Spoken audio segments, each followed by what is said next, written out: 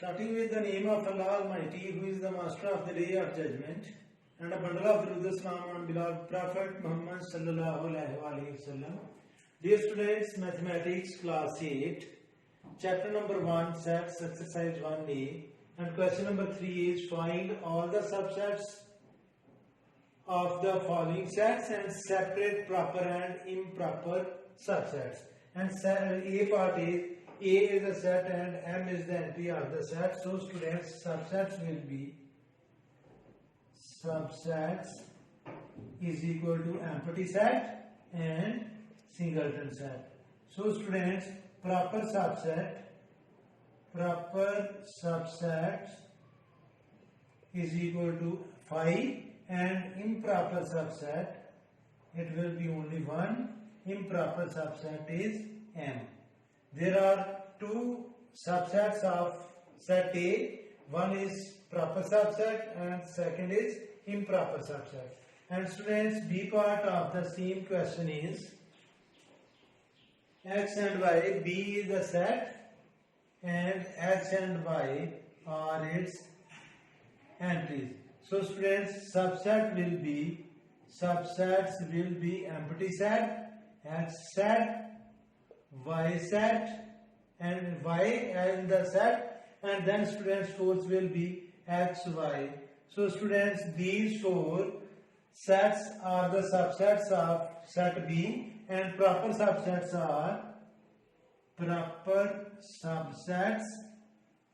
are students 5, X and Y. These three sets are proper subset of set B, whereas X, Y is improper subset. Improper subset is X and Y. So students, there is only one improper subset in all the subsets of a set.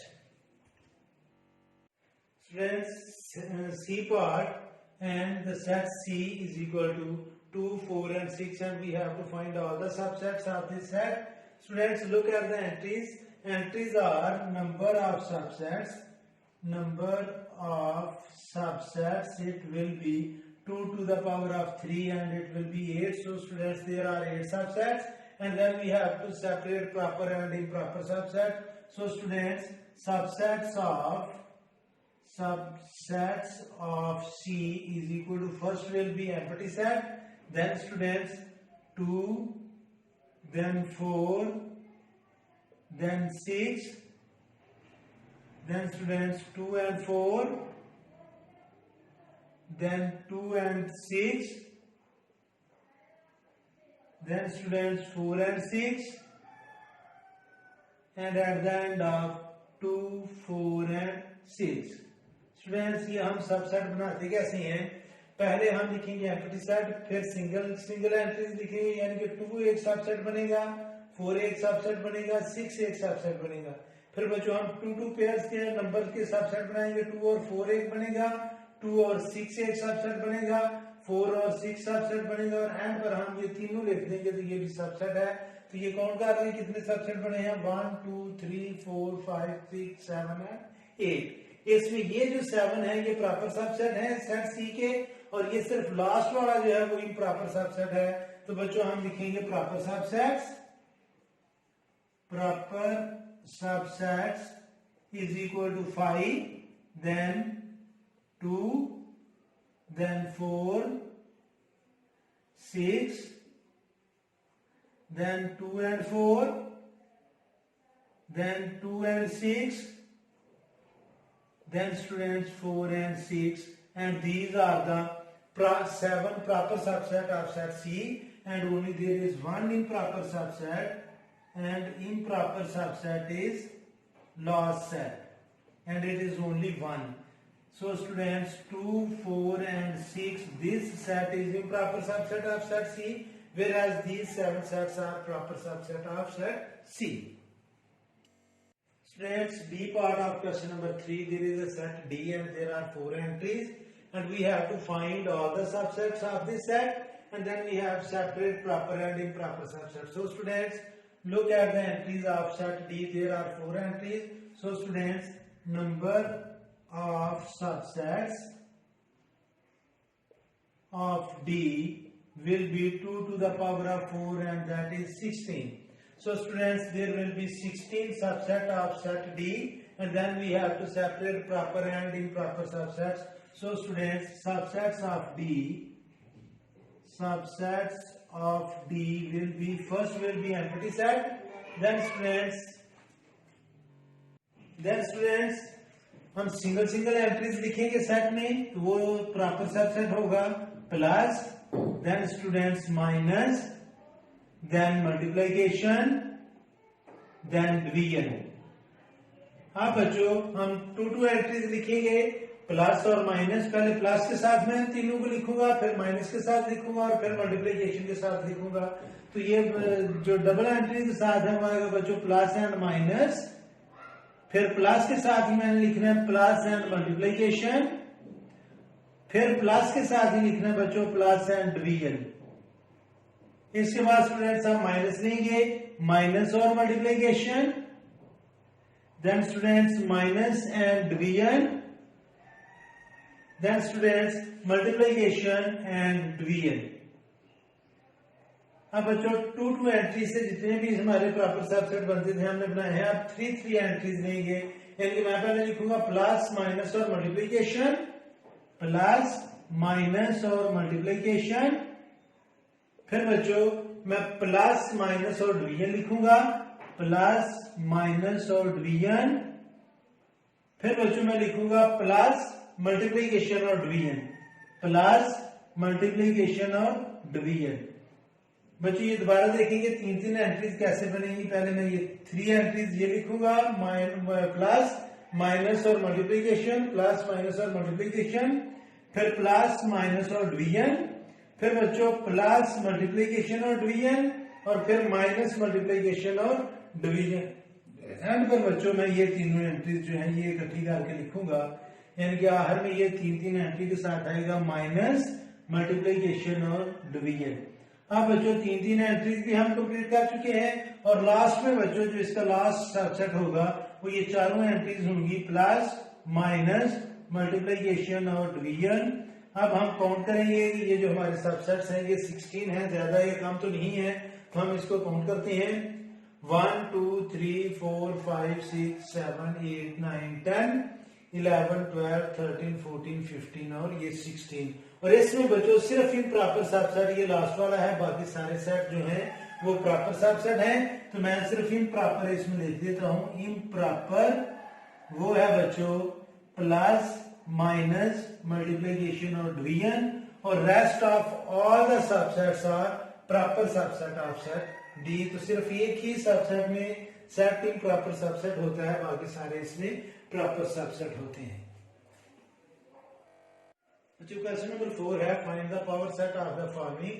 Power set ये होता है कि पहले question number 3 में जो हमने subset find किए थे, उन सब सबसेट्स को अगर मैं एक सेट में लिख दूंगा तो वो पावर सेट होगा उस सेट का। यानी कि इस सेट ए के जो सबसेट है वो बच्चों सिर्फ एम्प्टी सेट बनता है, तो इसके एम्प्टी सबसेट को जब हम लिखेंगे उसमें सेट में, तो यानी कि पहले आप इसको सबसेट लिख लें, सबसेट ऑफ ए ये बच्चों इक्वल होगा 5, यानी कि इसका सबसेट जो है वो सिर्फ और सिर्फ 5 आ रहा है। तो इसको अगर हम सेट में लिख लें, यानी कि एम्प्टी सेट को अगर हम सेट में लिख लें, या ये भी इसका एम्प्टी सेट का ये साइन है, तो इसको जब हम सेट की फॉर्म में लिखेंगे पावर सेट ऑफ ए, तो बच्चों इसको जब सेट की फॉर्म में लिखेंगे या तो आप ब्रैकेट में ब्रैकेट लिख देंगे या सिर्फ 5 लिख देंगे, ये भी इसका पावर सेट है।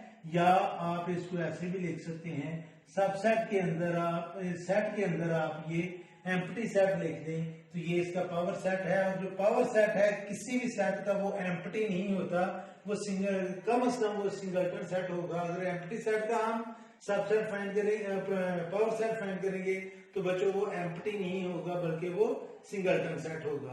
तो पावर सेट ऑफ ए को या तो हम इस फॉर्म में लिखेंगे या हम इस फॉर्म में लिखेंगे।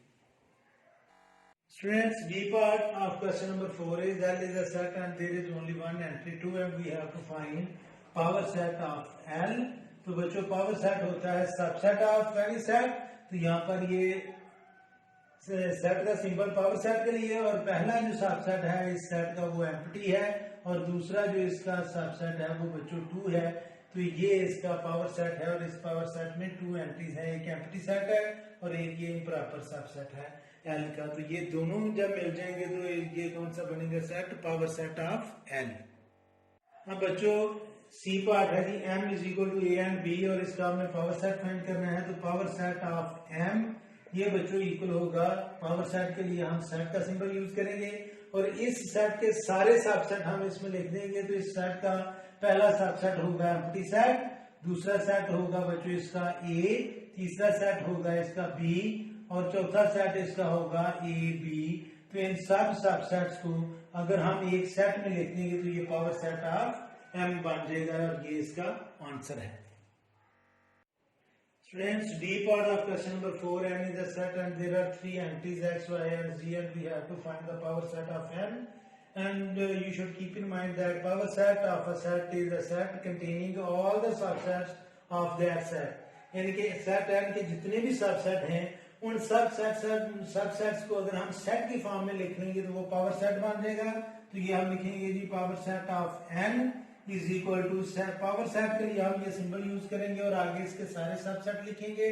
तो पहला सबसेट है बच्चों 5, दूसरा है x, तीसरा है बच्चों y, और फिर है स्टूडेंट्स z, और अब 2 पे एंट्रीज लेंगे X Y, then students X G, and then students Y G, और at the end X Y और जी। तो बच्चों ये जो सिंबल है ये इस सबसेट के लिए है, और ये जो सेट का सिंबल मैंने डाला है ये पावर सेट के लिए है। तो इसके 8 सबसेट्स होने चाहिए। हम काउंट करते हैं 1 2 3 4 5 6 7 और 8, और इन 8 सबसेट सी को अगर हम सेट में लिख लेंगे तो वो पावर सेट बन जाएगा। Students, last part of this question and also this exercise is E part. T is the set and X are the elements, whereas X is the prime factor of 30. Student first of all हमें 30 के factor find करने हैं, और फिर वो 30 में से जो प्राइम फैक्टर होंगे वो सेट टी होगा, और फिर उस सेट टी का हमें पावर सेट फाइंड करना है। तो हम पहले 30 के फैक्टर फाइंड करते हैं। तो 30 के फैक्टर होंगे बच्चों 1 multiply by 30, 2 multiply by 15, 3 multiply by 10, 5 multiply by 6। बच्चों ये 30 के मैंने फैक्टर बनाए हैं। अब इनमें से हमने प्राइम फैक्टर्स लेने हैं। तो 2 जो है बच्चों वो प्राइम नहीं, सॉरी 1 जो है वो प्राइम नहीं है, 2 प्राइम है तो मैं लिखूंगा इधर 2, फिर 3 प्राइम है फिर मैं लिखूंगा 3, और फिर 5 जो है ये प्राइम फैक्टर है, और बाकी 6, 10, 15 और 30 जो है ये प्राइम फैक्टर नहीं है। तो टी की जो एंट्रीज है वो है बच्चों 2, 3 और 5, और अब हमने power set of T find करना है। तो पावर सेट आपको पता है कि ये सारे सबसेट का सेट होता है। तो पहला सबसेट होता है बच्चों 5, फिर हम लिखेंगे 2 सिंगल एंट्रीज, फिर हम लिखेंगे जी 2 एंट्रीज, और एट द एंड हम तीनों एंट्रीज लिख देंगे। बच्चों ये भी सबसेट है, फिर 2 और 3 जो है ये भी सबसेट है, 2 और 5 भी सबसेट है, फिर स्टूडेंट्स 3 और 5 भी सबसेट है, और लास्ट में 2, 3 और 5 भी सबसेट है। और बच्चों इन सब सबसेट्स को जब हम सेट की फॉर्म में लिखेंगे तो ये पावर सेट बनेगा टी का। तो जो टी का पावर सेट है उसमें टी में 3 एंट्रीज है। तो पावर सेट ऑफ टी की एंट्रीज बच्चों 8 होंगी, क्योंकि 2 to the power of 3 mean 8, यानी कि 2 to the power of 3 mean 8। 2 को 3 टाइम लेकर मल्टीप्लाई किया जाए तो बच्चों वो 8 आता है। तो अब हम सबसेट को काउंट करेंगे कि क्या ये 8 है या नहीं।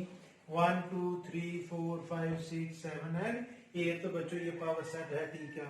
So students, it's enough for today. May Allah Almighty bless you all the time and have a good day.